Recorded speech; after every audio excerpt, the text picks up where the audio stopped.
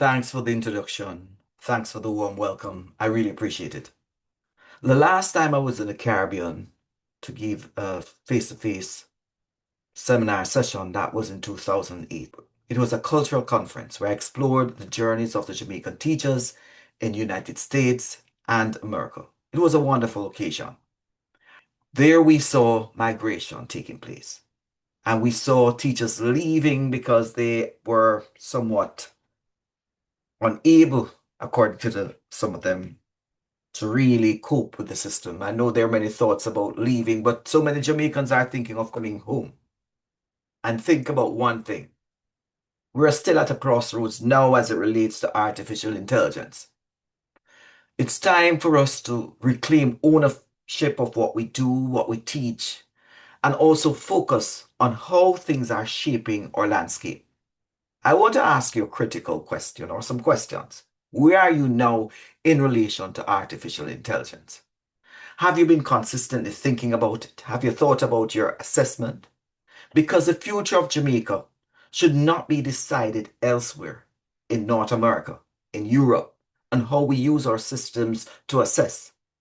It must be decided right here at the University of the West Indies, Mona campus and other campuses.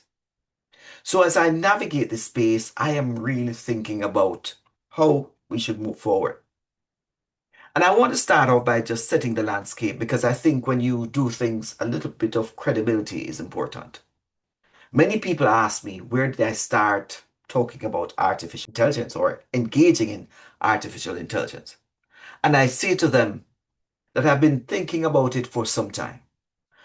I have been a person who have always been fascinated by technology. I've always been the child to break things and not fix them. And sometimes I was punished for that. But I'm not a mathematician. I'm not a person who is inclined to STEM, but I always like to know how things work. But I want to say the journey started when I started to hear about algorithms and AI, and that was roughly, I would say, 2016, 2017. By 2015, I must say I visited Jamaica on one of my trips, bought some VR headsets, and saw the children how engaged they were in with these objects. And then I released a few videos on artificial intelligence, on AI algorithms, and I have roughly 80 videos as it relates to AI or some form of technology in education. And that has been since 2017 coming up. So I do have some level of enterprise where I think about that. So that's how I started. But tonight we're here to celebrate people who have dedicated their lives to teaching, people who have dedicated their lives not for a job itself, but also they have dedicated their lives to ensure that they can do more than just teach. They can engage, they can develop along with technology too. The faculty being recognized here today have taught through COVID. They have thought through several changes in the landscape. Sometimes they've taught through very hard times when you're thinking about why am I doing this and the compensation is not there. I do get caught up in that sort of thing because education is not one of these things that or professions that bring advanced monetary gain. Notwithstanding, when you change lives, it is more rewarding. And changing lives will require us to consider how we are going to help them along the way of assessing what they know. So I want to suggest tonight that the greatest asset that we bring here is not technology, but pedagogical wisdom. And that is how I'm going to frame this talk tonight. Now, there are three things that I want to explore at the end of this talk. And I want us to think about it critically. I want to explore the three traps that are possible. That I think when I think about artificial intelligence, I think about these traps. I want to introduce some framework that you can use as you navigate designing your AI assessment. I'm not going to go down the road of giving you examples as it relates to what you can do, but a general framework of what you need to think about when you're engaging in these spaces. And I want us to really take back a step to look at what sovereign intelligence is, what it means in the context of what we're doing as it relates to assessment. Not just designing them, but how do we ask students to ensure that they make connections when we have all these tools navigating and say you can build a rubric or an assignment. So I want to take you to those spaces. But I want to have a conversation because a conversation is necessary to see how we got here. I remember when artificial intelligence started back in 2022, there was an uproar. According to one person, we were now able to do assignments and we were now able to design assignments, and teachers were using AI, and some people were saying that students should not be using it. And then some students were not using it, and while some other teachers said, you know what, I'm not using it, I don't want to have anything to do with AI because it's going to replace me. These are all valid conversations that we have. So the first step was ignoring. Some individuals ignored it. They didn't want to have anything to do with it. And when they saw students using it now, they decided to ban it. What better way to navigate the space than to ban artificial intelligence? Wow. And people are still thinking about that. What can I do to stop students from using AI? When AI is on your watches, on your faces, on your phones, everywhere. So therefore, we would have to do a purposeful act not to engage in artificial intelligence. And then there was a school of thought. Let's invigilate right through. Let us try to test learning within a controlled environment where no one can cheat. However, in those exam halls, they had to be even using drone technology at space to ensure that they navigate. Basically, students were cheating anyway. And then some thought said, let's embrace the technology. Embrace it. Let's see what we can do with it. And another thought, let's design around it. So people started to redesign and seeing how best way they can design that assessment that students will never be able to use AI.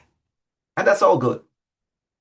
But when we're thinking about learning and a changing of learning, we have to consider what we're doing. So we are in the zone of rethinking as we're still thinking about these other elements. My thought to you is, where are you tonight or this evening? It's tonight, soon tonight in my time, sorry. I want to say that many institutions in the United States, and I think when I travel the Caribbean, they're in the same space. What I need to do, how can I engage students? How can I ensure that students navigate the learning space and think critically? And that is what we have to do, because for too long, I would say too long, we have been in a space where we're considering one thing. We're considering assessment, what's easy. We have known that research over a period of time, it has told us that the best way to educate students is with X and Y. Yeah, yeah. We have been told that engagement, active learning, we've told we need to assess as learning, for learning, and of learning. But all the time when we look around, it's an exam situation or we're asking them to write. So my question to you is, where are you in your mindset?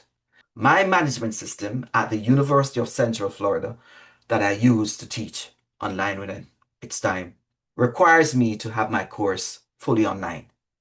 Now students have to do submission, and the submission is going to be a written form, but I have to start transforming my thoughts, transforming how I'm going to think about assessment.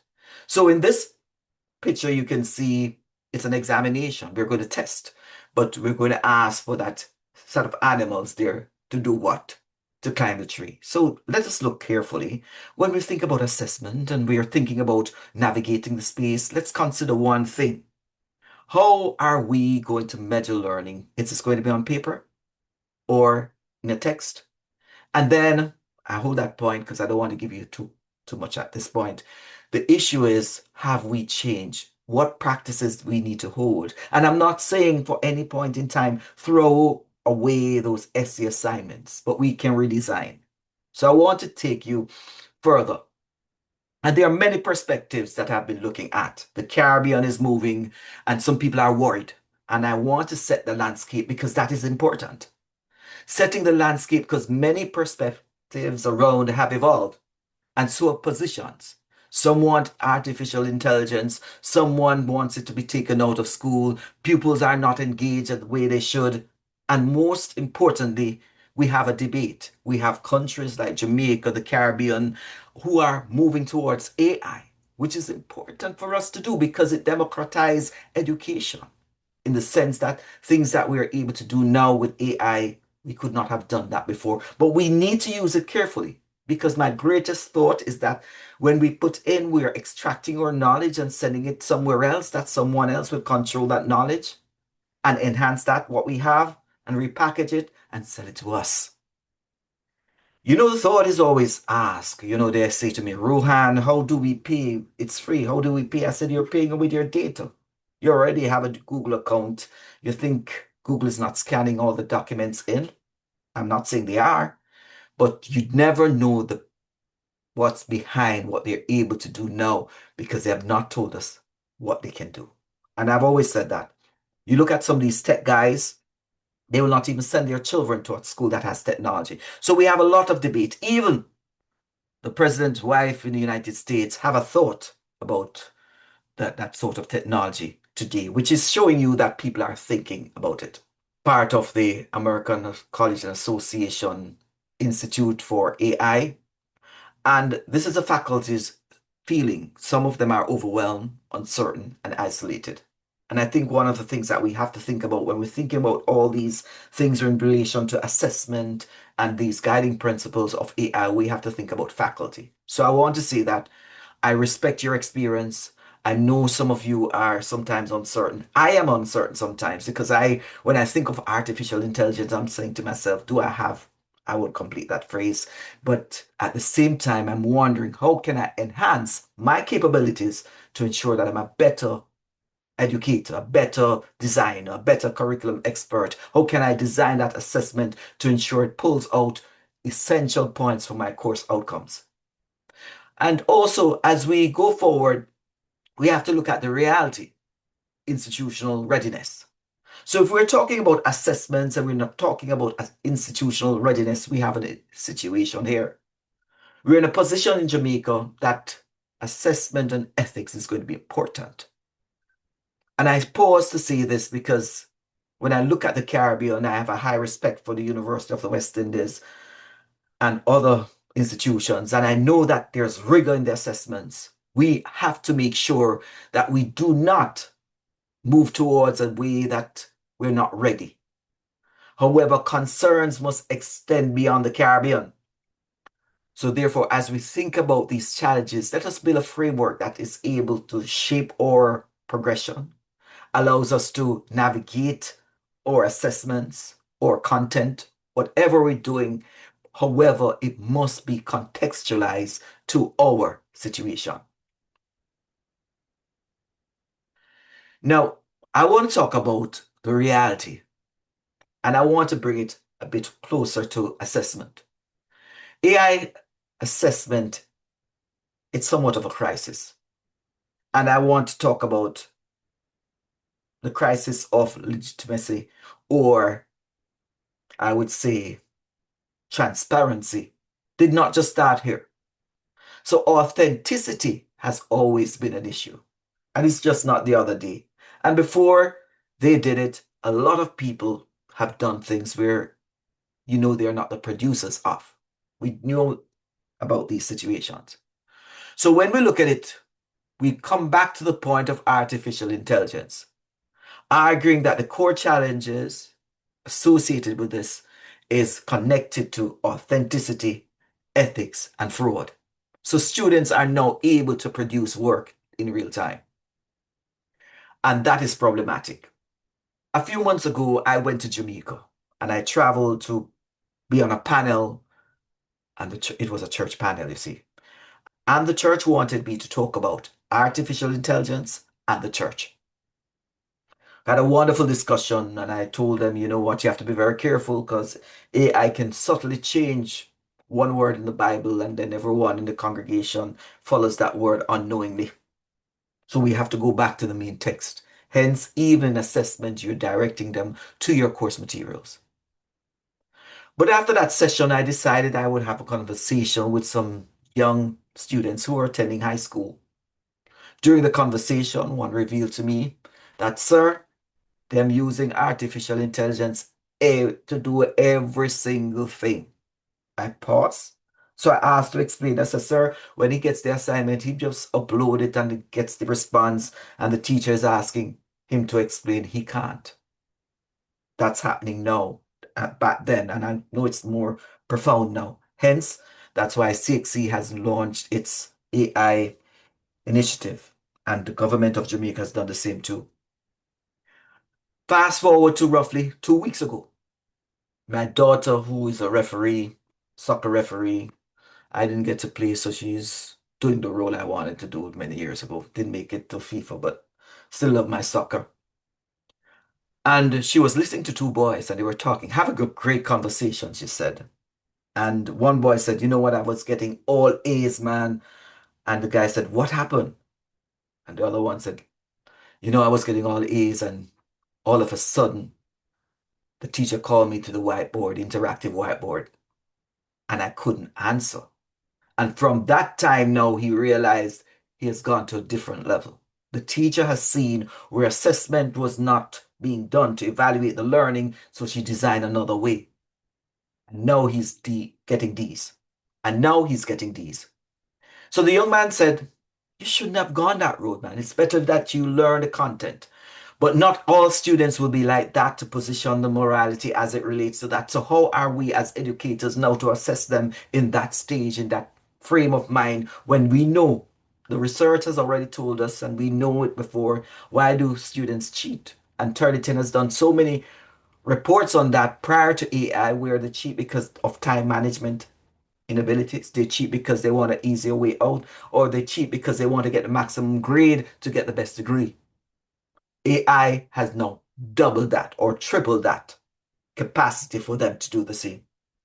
So when we're looking at it, we're saying that students have the ability to pass high stake exams, and now this reveals a misalignment or construction of their abilities.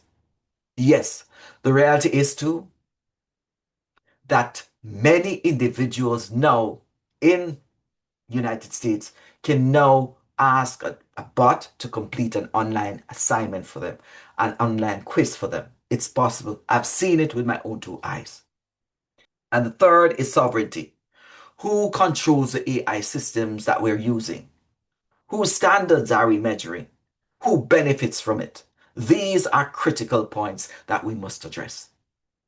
So as I move on, I want to talk about this because this is frightening and make a connection to assessment. 2 weeks ago, Anthropic released a model that was so vicious that no one, I say vicious in quotations, because it was terrible. It can access banking data, break codes, and everything. But in that release, they only gave a handful of individuals access to that.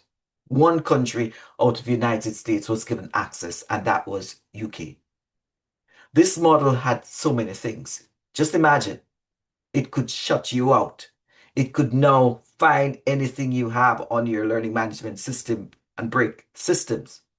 Just imagine this. We have been using AI since its inception in the Caribbean. We have put our data in, we've sent our data banks as it relates to questions, we've designed our essay. Just imagine the system decides to lock us out. Where do we, what will we do? What would we do in this case? This is the reality of powerful systems that can be designed, that can use our information, and then in fact can shut us out because we do not own the mechanism of this platform. And we can see sometimes sensitive information being passed on. Now, looking at and making a slight movement, I want to talk about a few things, but before I set that stage, I want to talk about recently, I posted something about AI being embedded in education. During the discussion, we had a lot of exchanges about AI generation and shift in the education system. And as we navigate this space, someone said, we're using now AI to respond to the questions I've asked. And I said, there's nothing wrong in articulating and asking AI to edit your response. Because as a matter of fact, that's what people in many cases are doing. But I'm not saying you're offloading the AI to do your work because cognitive offloading is another process. This leads me to a deeper question. Deeper question. When AI makes mistakes, who pays for it? Because the issue is not really about technology, it's whether the students are able to think deeper. Do they have a deeper understanding of what you're asking? Or they're submitting outputs that are not truly constructed? This knowledge is something that we have to consider because this is really about the knowledge injustice, where learners appear competent on the surface, but within the system and distance of processing the information, they can't pass the basic test if you did that. A few years ago, I had a friend who said he gave the class multiple choices for a test, and they all got 100. Then he removed the options for the answers, and they all failed. What sort of education system, if we're designing that we are preparing our students to have? So we have to empower learners who have to move away from the dependency of AI to ensure that they are becoming independent learners.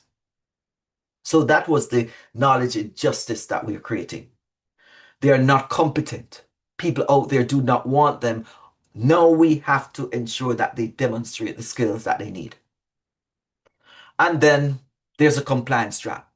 I want to explore this because this is a subtle way of moving. AI adoption is taking place across the Caribbean, and there's a compliance trap. They send us all these policies, standards, and global practices, but they do not represent us. But in Jamaica, the pressure to comply is not new. We've seen we have had to comply to many things. And as we design, we must think about the framework, how we're designing. When we import frameworks without adoption, we measure Caribbean learners against the assumptions of other countries. So therefore, we must align what we're trying to do within our context.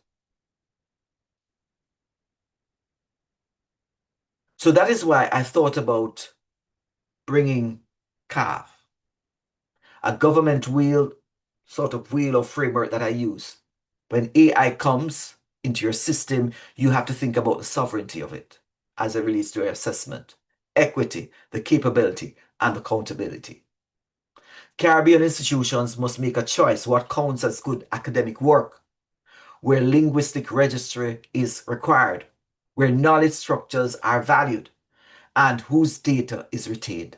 So all of these things have to be considered. It's just not a one-off structure where you see I'm designing an assessment for AI, but we have to consider how we are going to connect these assignments because these templates come down with everything except sometimes our Jamaican context or Caribbean context. So therefore, we have to prompt the AI to address this in some way. And I'm going to bring you to a point where we'll explore that.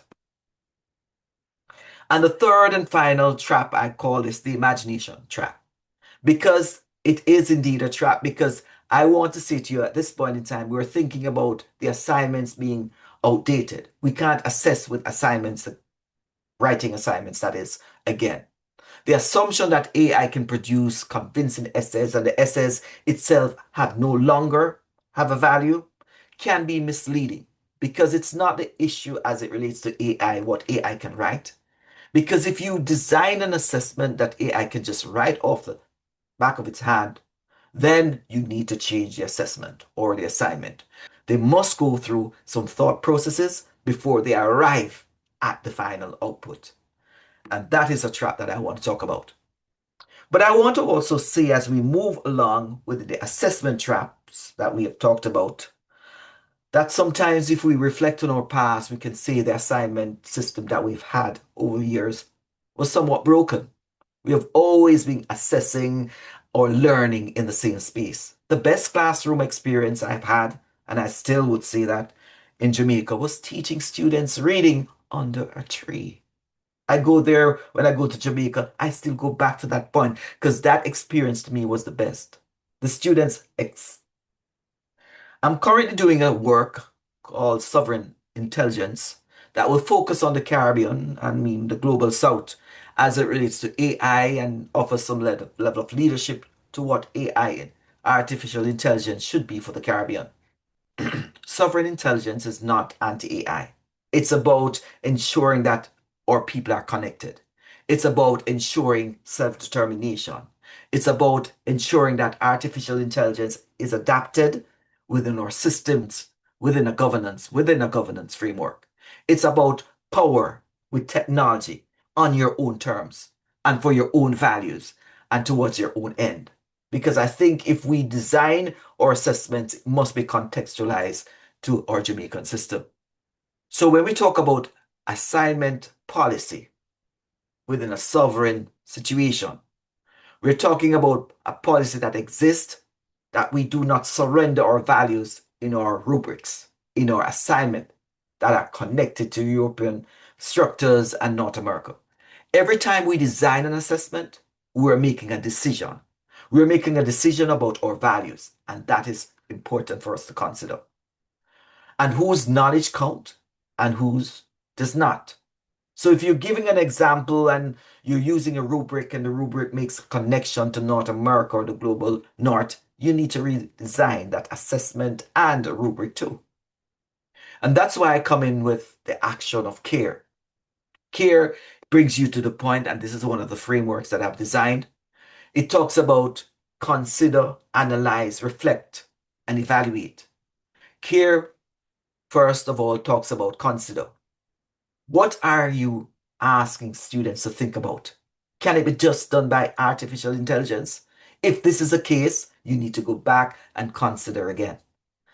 Analyze. Are you asking students to break apart complexity and to do something that is complex or just to reproduce something?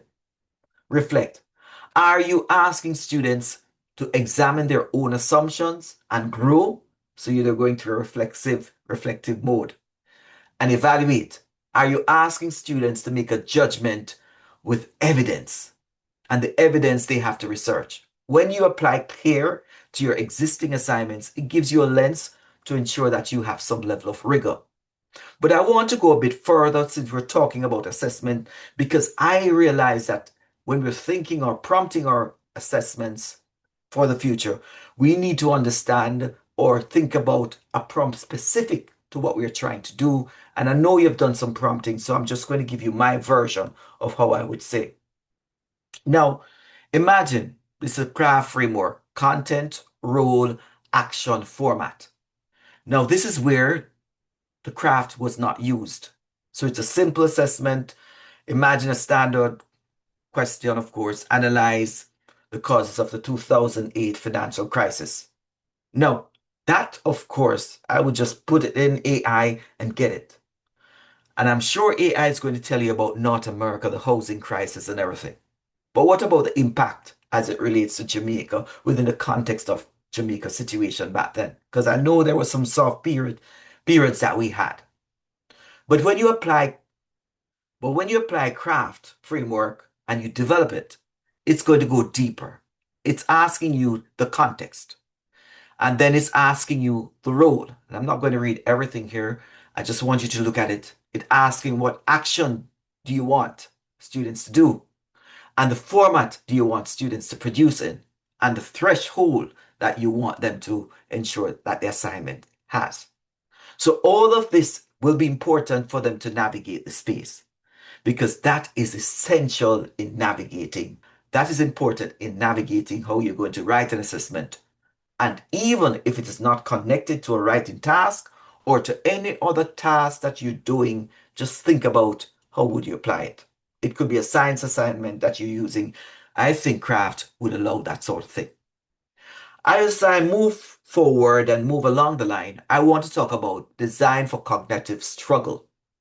A lot of these assignments that people say, oh, that can be done by AI, time needs to be spent on designing cognitive struggle. It's not just, but just what I showed you a while ago. It indicates that you can have the ability now to challenge the learner to think deep about the necessary things that they need to do to complete the assignments. So you create a task that allows students to really think, to make judgments, to incorporate adaptive scaffolding models, and of course, to layer some levels of complexity. The goal is to ensure that students undergo productive struggle that will create critical engagement.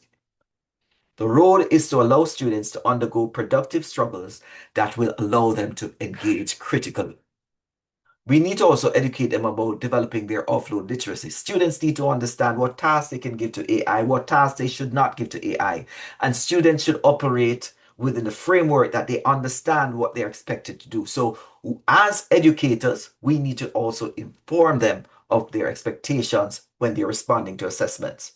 And once they have that, I think that is part of the literacy that they'll be required to have as they navigate these spaces.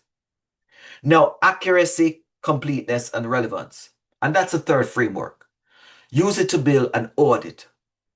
Four questions that you need to ask. Accuracy. Does this assessment measure what we want to measure? Or does it use AI tools just to complete it? Completeness. Does it capture the full range of competencies that you want to have? And the relevance. Is it anchored on solving problems in the Caribbean?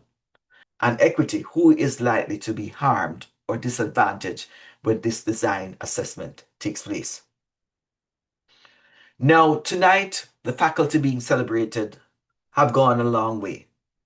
They have gone through a lot of struggles to put their courses up, to develop their courses, to demonstrate the level of what is required. And within that community, I always say embrace individuals, get to know them, get to share their knowledge because that's an important part of learning. And I've always recommended having a learning community because that is essential. Now, I want to leave with three invitations. The first one is apply the models I've given you. If you're able to apply these models, it gives you a thought about how you can design for the future. It's not a one-off solution, but it gives you the framework for critical evaluation. The second, bring in your students to the conversation as it relates to artificial intelligence and assessment, because it's important for them. Because change would come from the principal's office, or in the United States, they say provost office. It will come from the students. The students were the ones starting to use artificial intelligence for their assignments, and now we have to now think about how we are going to evaluate them because they have changed the space for us. And the third is claim your sovereignty. The next time you're given a paper or a rubric or something, think about how it connects to your sovereignty, how it connects to your culture.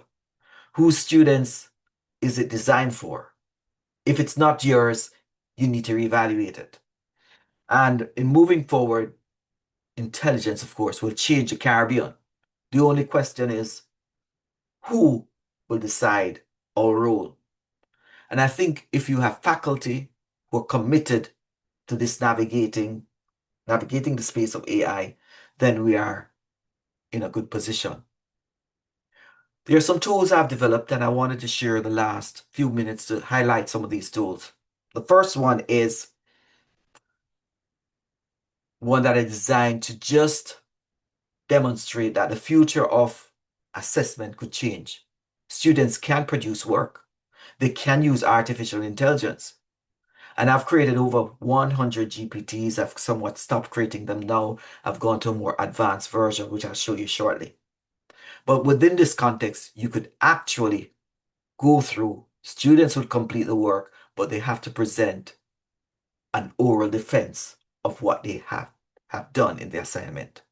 And that is going to be documented evidence. In Australia, South Australia University, students must, in some courses, do an oral defense of the work they've done. Because based on what we need to demonstrate that students have the knowledge once we going to be granting that diploma at the end of their studies. And I like to also demonstrate to you one that I created for this presentation. Now, it's not a straightforward one. I had to ensure that the data that I had was balanced. But I'm not a coder, but I've been vibe coding. And vibe coding means just using language. I want to say that language shapes our culture, it shapes our lives, it shapes our history, it shapes our parliamentarian discussions that they will have in the House, it shapes how discourses will go down. And this one will focus on literacy, the activity that I designed it. It can be used for other assessments, but I'm just going to talk you through this one because I think that is important for us to look at.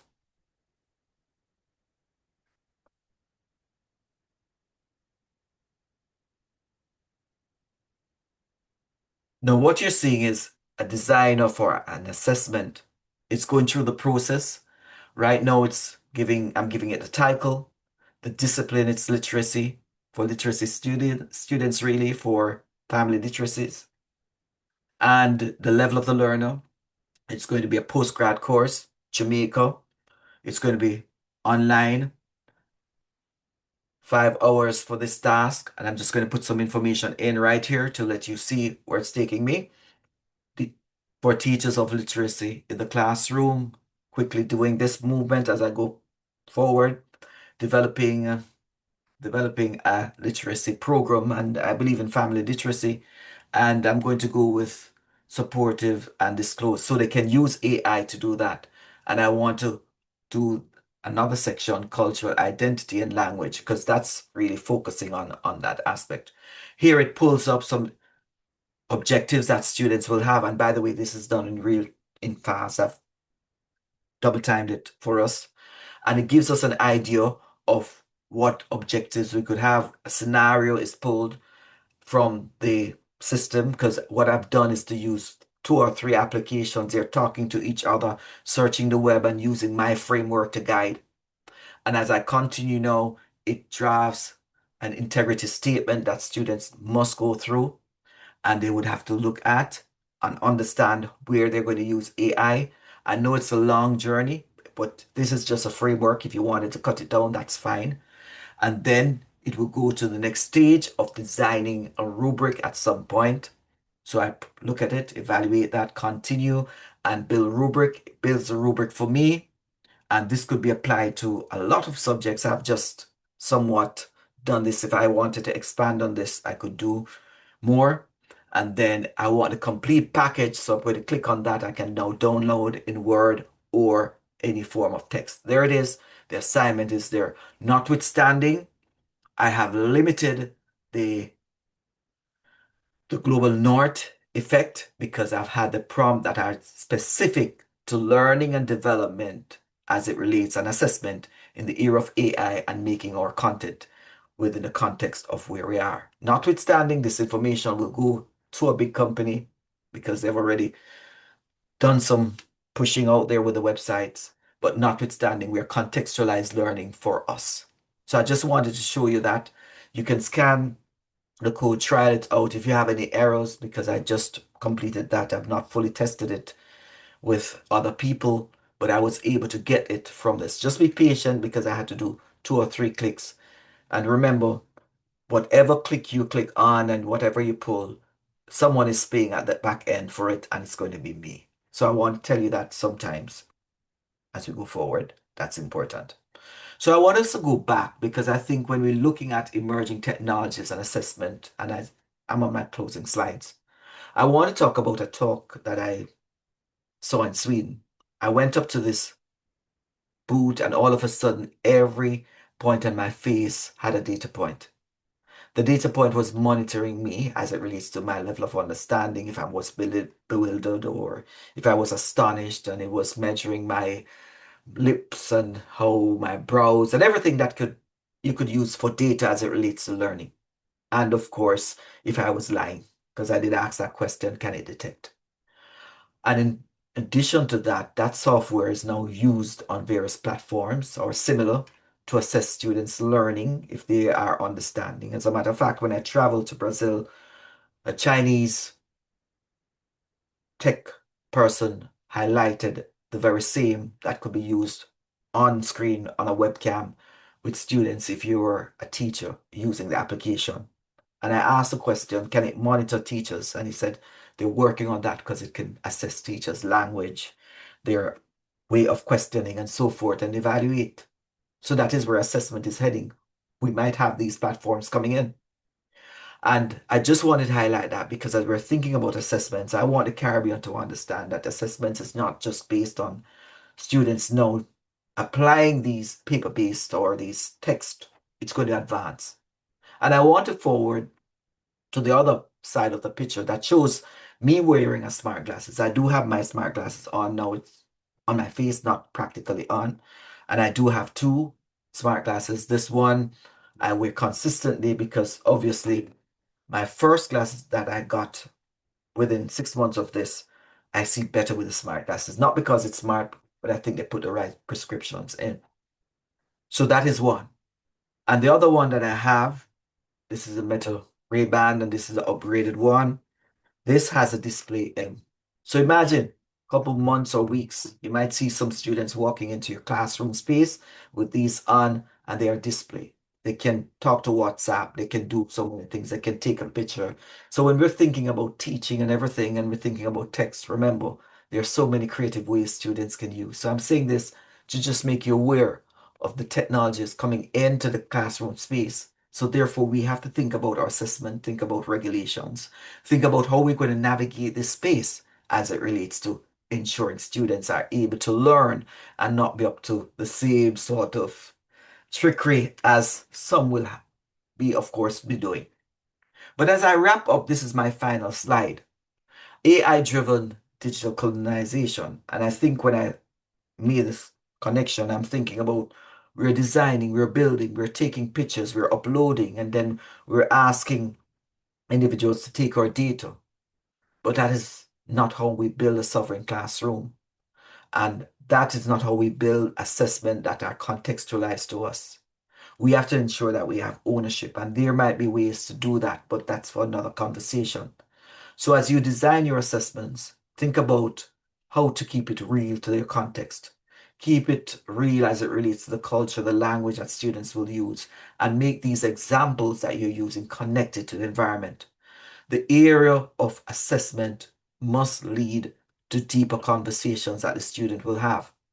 You know, as we design assessment for the future, we must design to ensure that the culture that we live in is represented and that the students are, in fact, engaging their learning. And one such way is to ensure that they go through the process of engaging and being active participants of these assessments that we're asking them to do, not offload it to, of course, a language model. I want to say thanks for this invite. And if you do want to get in touch with me at any point, please feel free to do so. I'm available. Just scan me. And this is my LinkedIn QR code, and you can get in touch with me. Once again, thanks for the invite. And I look forward to your questions at this point in time. Thank you.